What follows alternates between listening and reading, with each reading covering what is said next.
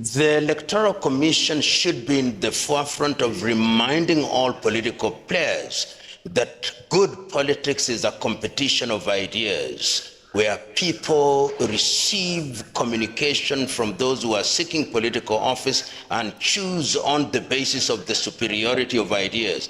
And any individual or group of individuals who perpetrate or encourage people to participate in violent activities should be barred from participating in the electoral process. It is only when there is firmness against perpetrators of violence that a clear message is sent to others that violence will be punished and will not be tolerated.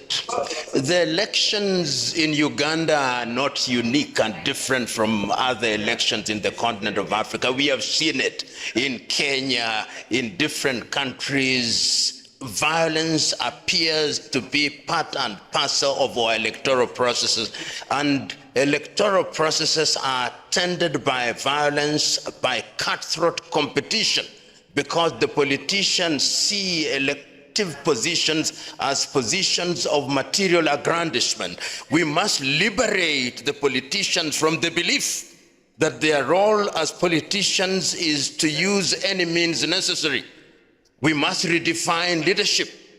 When we redefine leadership as positions of trust and responsibility, then the politicians will themselves be liberated from using violence. They'll make the political process one where their ideas are subjected to scrutiny and they are elected on the basis of those ideas. Until we do that, we will always have violence. Until we do that, we'll always have conflict. Until we do that, we will be poisoning the political chalice to the detriment of the society, to the detriment of this generation and generations yet to be born, and therefore to the detriment of our countries. Liberate yourselves from greed.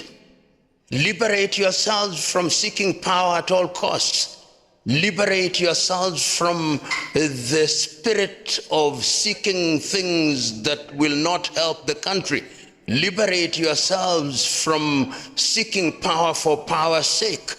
Embrace trusteeship. Embrace citizenship.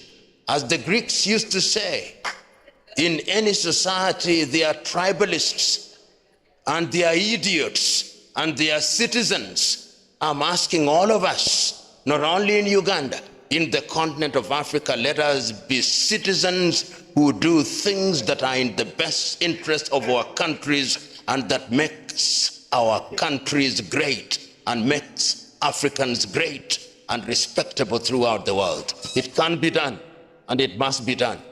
There is little to elaborate. I know, for example, friends of mine who are clergy no longer allow politicians to speak in the church. When you come to church, you are congregant, you worship and leave. If you want to hold a political rally, you go and hold it somewhere else, not in church. Why is it that they do it in church? They don't do it in the mosques. Why? It's because some, not all, of Christian leaders have been bought over by the political class. The time for liberation is now.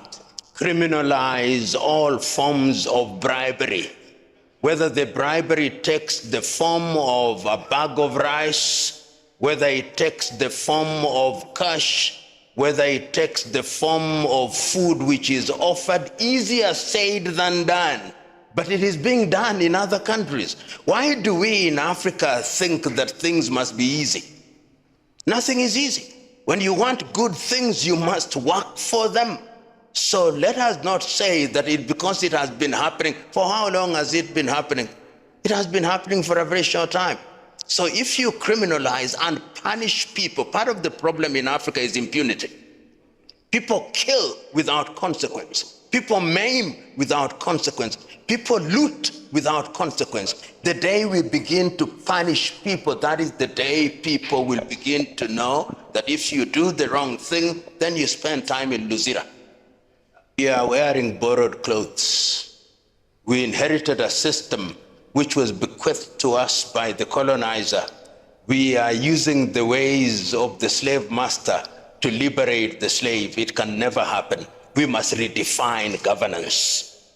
The day we define governance, with the day we redefine governance and go into our systems and pick the positives out of there, that is the day we will begin to move in the right direction. And there are no instant coffee solutions. There are no microwave solutions. It may not happen in your lifetime, but let us begin. There is a saying in Kiswahili that when you want to travel on Friday, you start preparing on Thursday. That, I believe, is sufficiently indicative of what must happen. Electoral processes are processes. Remember, it is a process, not an event. It starts with voter registration. It continues with voter education. And the casting of the ballot is merely not the end of it, but what brings us to the end, which is the counting of it. We must have faith in the entire chain. And once we do that, people will begin to have trust. And it varies from country to country. Why is it that Germany, with a population of 82 million, counts votes in 8 hours, and African countries with voters that are not 12 million can't count? It takes them days. It is because we have no faith in ourselves. We have no faith in our systems. And when you have no faith in yourselves, you can't produce a result that is acceptable to the critical mass. Let's ask ourselves, what is leadership? Leadership is service. And women are not present in electoral leadership as they should be, not in the numbers that we would want, because we have made the process so violent, so toxic, that they don't want to participate. Women, when they attend rallies, have to wear jeans and trousers and running shoes, because you never know when a stone will be thrown. The day we make the environment one in which my mother, my sister, and my brother and other people can participate on an equal basis, and my wife, my daughter can come with high-heeled shoes in the knowledge that after sharing ideas, she'll walk comfortable. That is the day that we will have women, because it will be a contest of the minds, not a contest of who can hire more goons and who can throw stones better. That day must come. Leaders are critical. Whether it is the electoral process as bequeathed to us by Europe and America is a debate that Africa must now engage in.